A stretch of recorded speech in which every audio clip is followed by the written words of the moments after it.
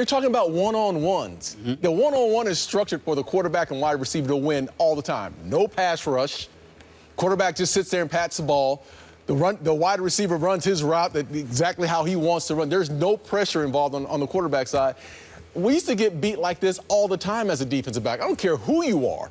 In one-on-ones, it's set up for the wide receivers to win, and that's totally unfair. Yeah, one-on-ones, like in the NFL, when Norman's on Odell Beckham, it's set up for the wide receiver to win. No, that's Beckham totally different. Burnt him all day. Yeah, but dropped a couple passes, but thank you. Okay, that doesn't mean. Hey, okay, when you but it's not because Norman was in the. Where was Norman? That's not getting burned when he dropped the pass. Where was Norman? Doesn't matter. Did he drop the ball? Yeah. Okay, so this is what I'm saying to you. With pressure, it's a totally different game. And we saw Josh Norman. Listen, am I saying Josh Norman is the elite of the elite, like Richard Sherman? No. That's what we want to know. Is he worth this money? I think he's worth the money. If someone's willing to pay it, yes, you are worth the money. But you're Simple saying as that. He's not elite. No, like but if you were a GM and you had to price talent, is he worth being the highest paid corner in the NFL? Absolutely not. Absolutely not. But if I am a team like the Washington Redskins and I feel like I need a corner, listen, cornerbacks are just like quarterbacks, are just like left tackles. They don't walk around and they don't grow on trees. Right. You have to find a guy that can willingly go 50-50 on the outside and match up with Dez Bryant, Odell Beckham, whoever it is. They still got to find that guy. And that's, well, I feel like the Washington Redskins make that decision that said they saw what he did against Odell Beckham, which he played okay. I mean, it wasn't great, but when they saw what he did with Dez Bryant, and he shut Dez out for 4 quarters. So that's what you want, and that's what a lot of teams do. They see a guy in a different division or a different conference, and they say, this is how he matched up with certain guys. We want him on this team, and is he worth the $15 million? Yes, he's worth the $15 million to the Washington Redskins. I don't like this. Why? I actually agree with Darren. He's not wrong. Here's the deal, Max. First of all, Josh Norman can play. That's number one. Secondly, Odell Beckham Jr., there's no shame in losing to him. This brother's on another level. We understand he dropped one pass. We understand that there was a couple of times he got open. We understand that he lost his head a little bit, and had that not been the case, it would have been one of those situations where essentially what it would have come down to is that Odell Beckham Jr. may have ended up getting the better of Josh Norman even more so than he actually did. I get all of that. But here's the bottom line. When you look at it, pay attention to what's transpiring. You got Joe Barry and his zone schemes. You've got the fact that Josh Norman is a system player. Now, if you hired him to be a shutdown corner a la Deion Sanders, of course there's a problem. Where I agree with Darren, where we're being unfair to Josh Norman, even though Josh Norman is capable of covering, the reality is that when you looked at Carolina's defense, there was some zone going on. He was assisted. You had the crew, Kuechly and Thomas and the boys. You know, he wasn't alone.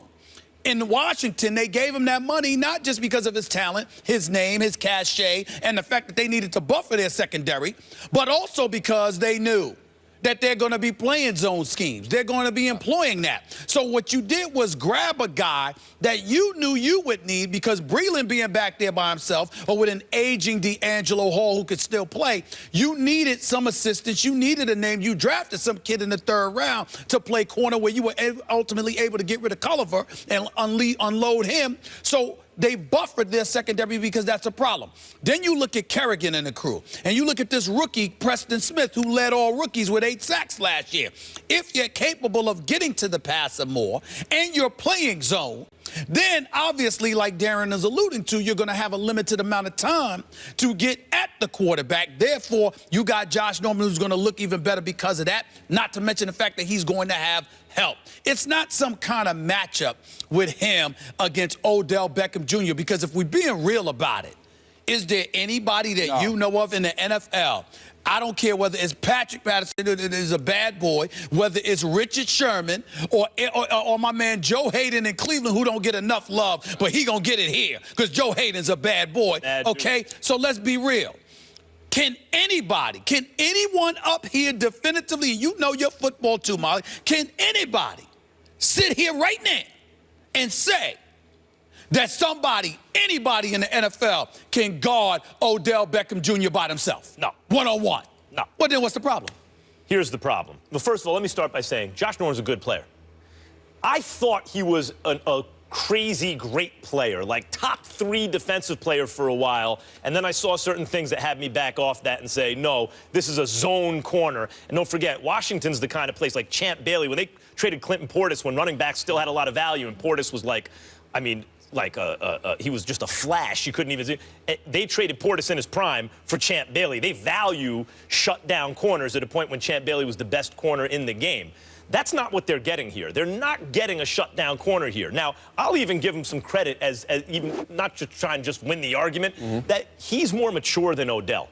And the fact that Odell had never dropped a pass where he was targeted and just drops the pass in his career, and he dropped 2 that day, I don't think that's a coincidence. I think that Norman applied enough psychological, at least, pressure to Odell that it rattled him. Yeah. And you even hear Odell's comments since then. Odell's still fixated on this dude, and Norman's like, yo, why are you still talking about me? And Odell's the much more famous player and considered even better at his position. I'm not going to argue that. And I also understand if you're going to run zone and different things, he's a very useful player, Josh Norman. I get that. This is my issue. The NFL is a hard cap league. In a hard cap league, the job of a GM before anything else is to properly price commodities, in this case, players. You better be able to put the prices right. You better be able to price that properly, because every dollar you overpay for one guy is a dollar you can't pay for another guy. Now I ask you this. Is Josh Norman worth a $50 million guarantee? Go ahead, Darren. Hey, you know what? If the Washington Redskins are willing to pay what they paid him, whatever it is. But listen, I'm not saying that's not his market value. I'm saying should they have? I think did they properly price him? Look, come on. I do. I absolutely do. Now, listen, I haven't always been a Josh Norman fan. Have not.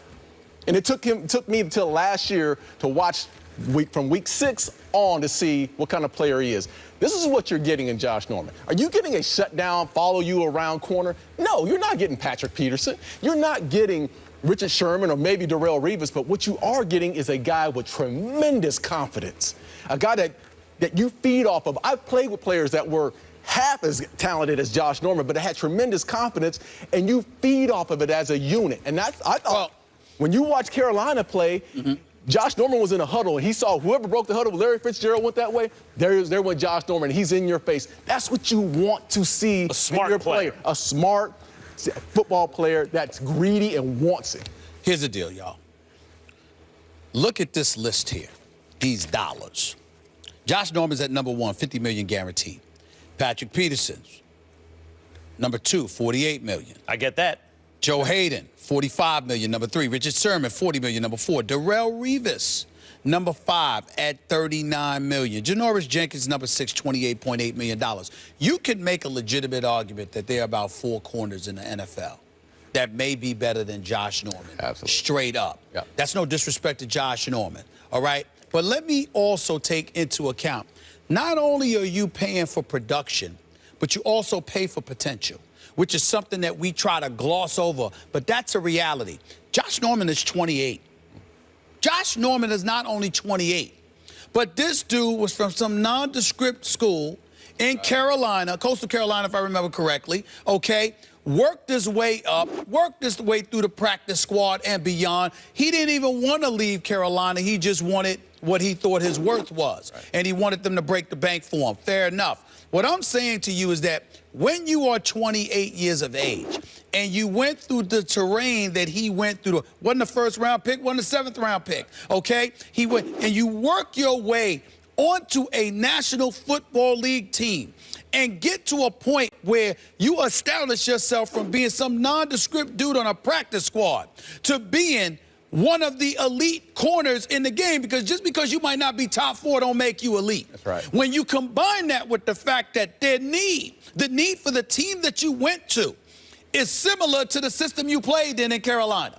You combine that with the fact that you went from Carolina in the NFC South to the NFC East, where only one team was over 500 and everybody else stuck up the joint and wet the bed.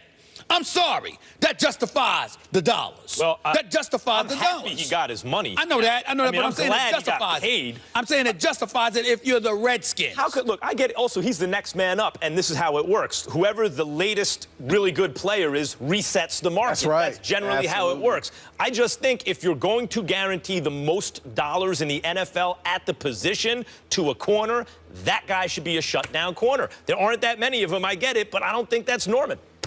Well, I'm saying you don't think that's Norman, but my problem is this. Let's look at the Redskins. Let's look at the fact that they're 9-7. Let's look at the fact that they franchise tagged their quarterback at $19.9 million.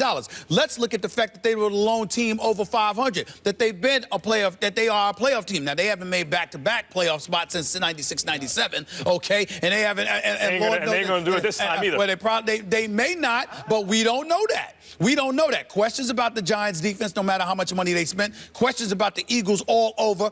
Question about the health and the psyche of your Dallas Cowboys. But they're not knuckleheads, but their actions are indicative of knuckleheadedness. Okay? So you got all of that going on. It's just the truth, Darren. It's just the truth. So I'm just saying, if you look at Washington, you go out, you get Norman. You draft another corner in the third round. You still got Breland, who is elevating, okay? You still got D'Angelo Hall, who is experienced. You got the Ryan Kerrigan. You got a rookie that's got 8 sacks on his docket, backing up Kerrigan. You've got a team with a potential pass rush. Now, they give up too many yards rushing on the first time. That was their impediment on defense, believe it or not. It wasn't their passing defense. It was the fact that they gave up over 5 yards or a rush on first downs. So you take all of that in consideration. If you're in the process of cleaning this up, which Josh Norman's presence will help assist in that matter, then I think it's a good deal. If the point is that they are at a moment of like extreme leverage for a player where